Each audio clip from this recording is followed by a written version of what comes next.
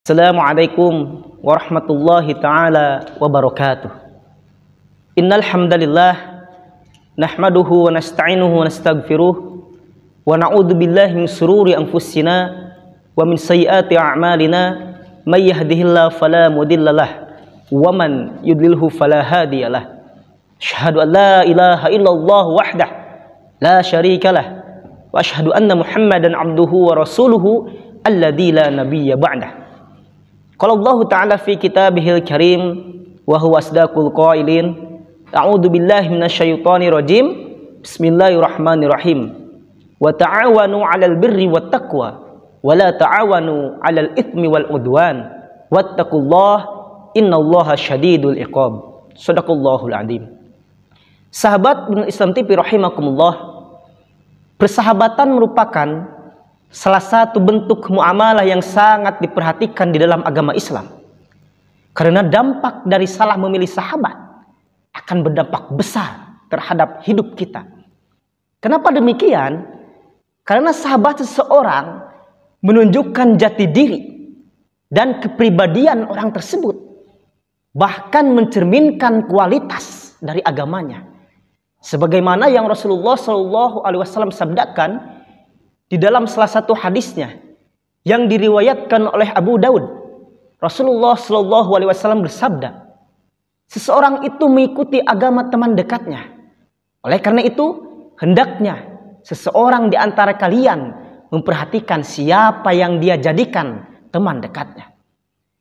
Ketika kita maknai hadis ini, sebegitu dalamnya Rasulullah SAW atau agama Islam dalam hal ini memperhatikan umatnya dalam memilih sahabatnya. Bahkan saking pentingnya arti persahabatan dalam agama Islam, sampai-sampai agama seseorang dilihat dari agama sahabatnya. Yang artinya ketika seseorang salah dalam memilih sahabat, maka tanpa disadari dia sudah melakukan kesalahan dalam beragamanya.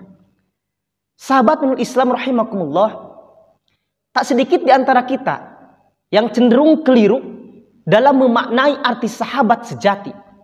Yang tanpa disadari, kelirunya seseorang dalam memilih dan menentukan sahabatnya adalah bukti seperti apakah kondisi jiwanya.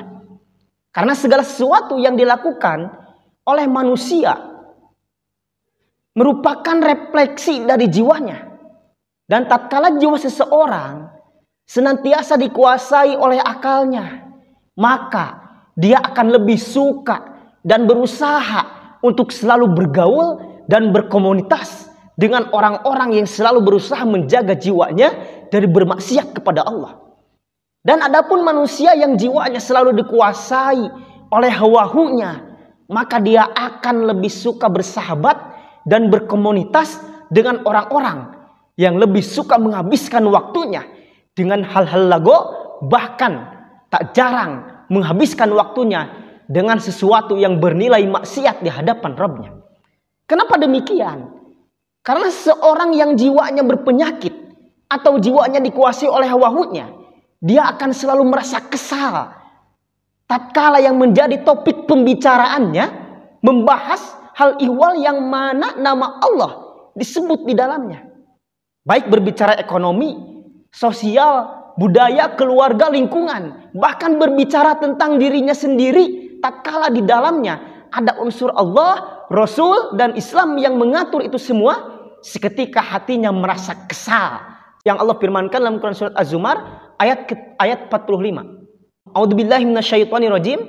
Wa idza dzukirallahu wahdahu isma'azzat qulubul ladzina la yu'minuna bil akhirah wa idza dzukiral ladzina min dunihi idahum yastabsyirun. Dan apabila hanya nama Allah saja disebut, kesalah hati orang-orang yang tidak beriman kepada kehidupan akhirat. Dan apabila nama sembahan-sembahan selain Allah yang disebut, tiba-tiba mereka bergirang hati. Ayat ini setidaknya menjadi gambaran sekaligus pertanyaan untuk kita, yaitu sedang di posisi manakah kita dan sahabat kita berada. Apakah kita berada di posisi manusia yang selalu melibatkan Allah dalam segala aktivitas persahabatan kita? Ataukah sebaliknya? Kita merasa alergi dan fobia ketika melibatkan Allah dalam persahabatan yang kita jalani dengan seseorang yang kita anggap dia adalah sahabat.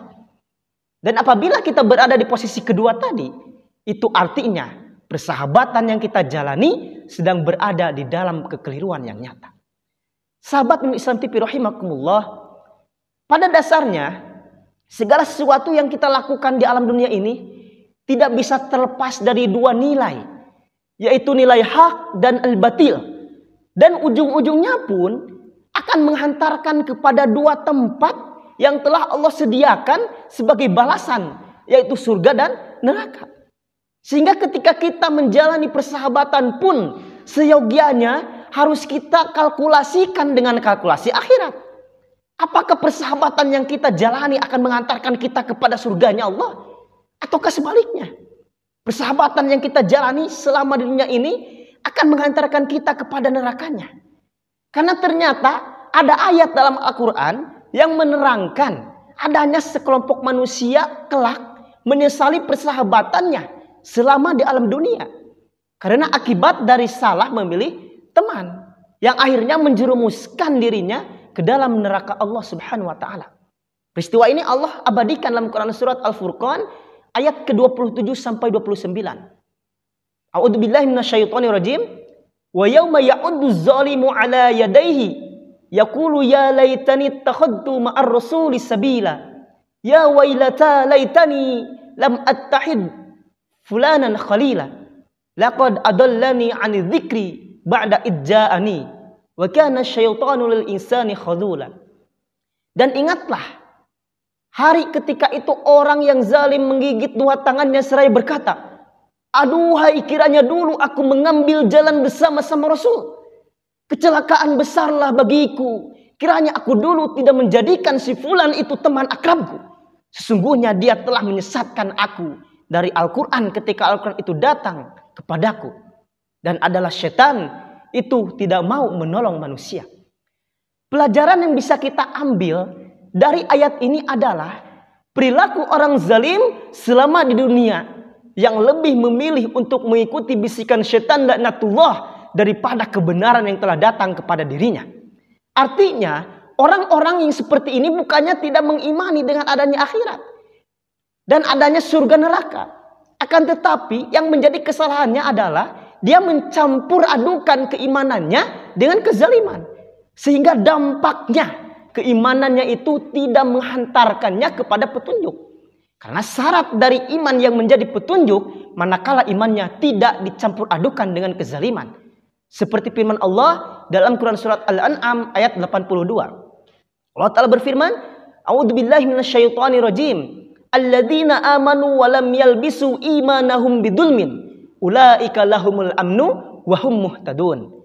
Orang-orang yang beriman dan tidak mencampur adukan iman mereka dengan kezaliman, mereka itulah yang mendapat keamanan dan mereka itu adalah orang yang mendapat petunjuk.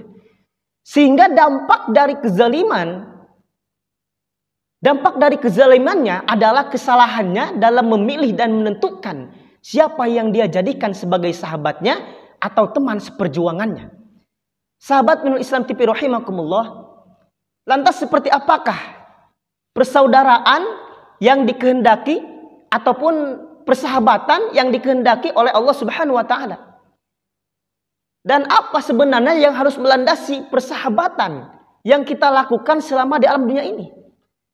Yang pertama, jadikanlah persahabatan yang kita lakukan berlandaskan dan berasaskan akidah tauhid.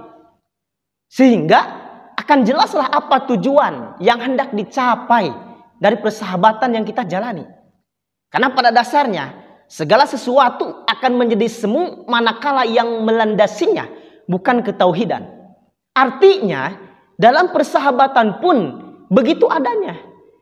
Tatkala yang melandasinya bukan ketauhidan, maka persahabatan yang seperti itu persahabatan yang semu. Yang mungkin hanya akan ada persahabatan ketika masih ada sesuatu yang dianggap menguntungkan. Baik itu persahabatan yang dilandasi oleh hobi misalkan, atau bisnis, atau mungkin persahabatan satu komunitas misalkan. Itu semua akan berjalan selama masih satu frekuensi. Artinya ketika sudah tidak satu hobi, bisa saja persahabatannya selesai. Atau ketika bisnis yang dijalankan bersama mengalami kerugian. Bisa saja dari persahabatan akan menjadi permusuhan. Begitupun dengan satu komunitas. Akan diakui sebagai sahabat selama tidak bertentangan dengan peraturan yang ada di dalam komunitas tersebut. Akan tetapi, bisa saja ketika melakukan kesalahan, bahkan bertentangan dengan peraturan komunitasnya, kita akan dikeluarkan dan mungkin tidak akan dipandang lagi sebagai sahabat. Berbeda dengan persahabatan yang dilandasi dengan ketauhidan. Karena sejatinya persahabatan yang seperti itu mempunyai tujuan yang sangat mulia, yaitu sama-sama dalam rangka meraih derajat takwa di hadapan Allah Subhanahu wa taala. Seperti halnya persahabatan yang dipertontonkan oleh para sahabat Rasulullah Shallallahu alaihi wasallam. Karena yang melandasi persahabatan mereka bukan hobi, bukan juga bisnis perusahaan atau komunitas dalam memenuhi kesenangan saja, melainkan ketauhidan yang melandasi persahabatan mereka. Sehingga kita disuguhkan dan merasa takjub dengan persahabatan yang mereka lakukan pada masa lalu. Ataupun Al-Quran sendiri mengisahkan bagaimana persahabatan karena Allah yang ditunjukkan oleh Rasulullah Shallallahu alaihi wasallam dengan sahabat tercintanya, yaitu Abu Bakar As-Siddiq. Yang mana peristiwa itu terjadi di tahun ke-13 kenabian. Tatkala Rasulullah Shallallahu alaihi wasallam hendak berhijrah dari Mekah ke Yatsrib, dan berita hijrahnya itu tercium oleh kafir Quraisy. Seketika itu pun Rasulullah dan Abu Bakar menjadi DPO, daftar pencarian orang, ya, yaitu daftar pencarian orang oleh orang-orang musyrik yang hendak menggagalkan hijrahnya Rasulullah dan Abu Bakar. Ya, dan lebih tepatnya peristiwa itu terjadi di Gua Thur. Tatkala Rasulullah SAW hendak beristirahat dan bersembunyi dari kejaran kafir musyrikin Mekah. Yang mana Allah abadikan kisahnya dalam Quran surat At-Taubah ayat ke-40. A'udzubillahi minasyaitonirrajim. Illa tansuruhu faqad nasarahu Allahu id akhrajahu alladhina kafaru thaniyasnaini idhuma fil gharri id yaqulu li sahibihi la tahzan innallaha ma'ana fa anzalallahu sakinatahu alaihi wa ayyadahu bijunudihi lam tarauha wa ja'ala kalimatal ladina kafaru sufla wa kalimatullahi hiyal ulya wallahu azizun hakim. Jikalau kamu tidak menolongnya Muhammad, maka sesungguhnya Allah telah menolongnya, yaitu ketika orang-orang kafir musyrik Mekah mengeluarkannya dari Mekah. Sedang dia salah seorang dari dua orang ketika keduanya berada dalam gua. Di waktu dia berkata kepada temannya, janganlah kamu berduka cita, sesungguhnya Allah beserta kita. Maka Allah menurunkan ketenangan. Maka Allah menurunkan keterangannya kepada Muhammad dan membantunya dengan tentara yang kamu tidak melihatnya. Dan Al-Quran menjadikan orang-orang kafir itulah yang rendah dan kalimat Allah itulah yang tinggi. Allah maha perkasa lagi maha bijaksana. Sahabat menurut Islam TV rahimakumullah, ayat barusan mengisyaratkan akan adanya satu kepastian yang Allah akan berikan kepada siapa saja yang menjalin persahabatan karena Allah dan dilandasi dengan ketauhidan yang kuat, yakni diturunkannya rasa kesakinahan, dan dimanapun kita berada Allah senantiasa bersama kita. Sehingga peristiwa di Gua Thur tadi membuktikan bahwa esensi dari persahabatan yang dikehendaki oleh Allah adalah persahabatan yang sama-sama dalam rangka mencari dan mendapatkan ridho Allah Subhanahu wa taala. Karena sejatinya segala bentuk persahabatan atau teman karib di akhirat kelak akan saling bermusuhan, kecuali persahabatan yang dijalin oleh orang-orang yang bertakwa. Hal ini Allah sampaikan dalam Quran surat Az-Zukhruf ayat 67. A'udzubillahi minasyaitonirrajim. Al-akhillau yawma idzin ba'duhum li ba'din adu illal muttaqin. Teman-teman akrab pada hari itu sebagiannya menjadi musuh bagi sebagian yang lain, kecuali orang-orang yang bertakwa. Artinya persahabatan yang abadi hanya ada di dalam al-Islam. Di luar itu hanyalah persahabatan yang palsu dan semu, yaitu persahabatan yang terikat oleh waktu duniawi saja, tidak bisa sampai tembus ke akhirat kelak. Sehingga mengutip dari ungkapan Syekh Abdul Qadir Jailani bahwa teman sejati adalah orang yang selalu mengingatkanmu untuk peduli terhadap urusan akhiratmu.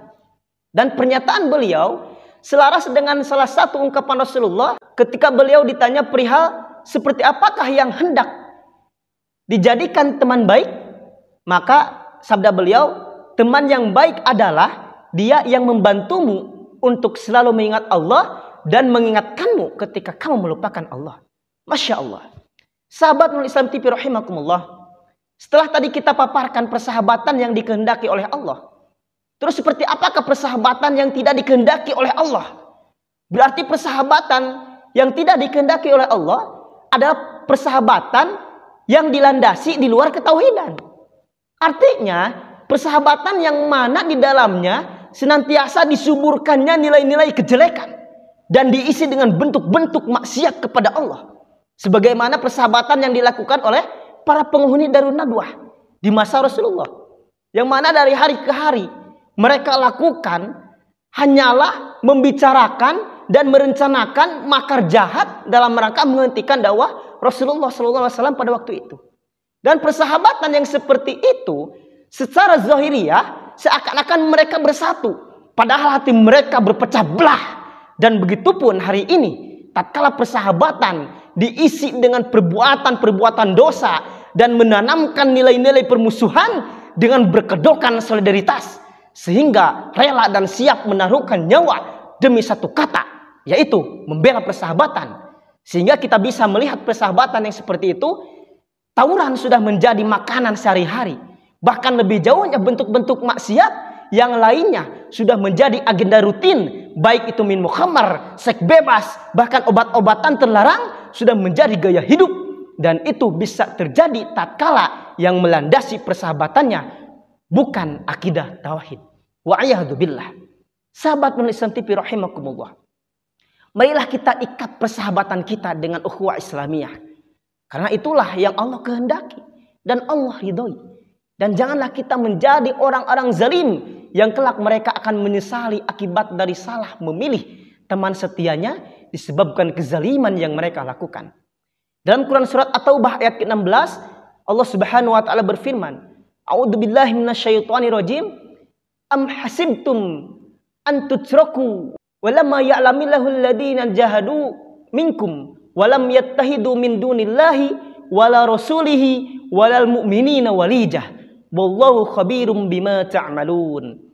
Apakah kamu mengira bahwa kamu akan dibiarkan sedang Allah belum mengetahui dalam kenyataan orang-orang yang berjihad di antara kamu dan tidak mengambil menjadi teman yang setia selain Allah, Rasulnya, dan orang-orang yang beriman. Dan Allah maha mengetahui apa yang kamu kerjakan. Wallahu alam bissawab. Wa syukran ala ihtimaminkum. Assalamualaikum warahmatullahi ta'ala wabarakatuh.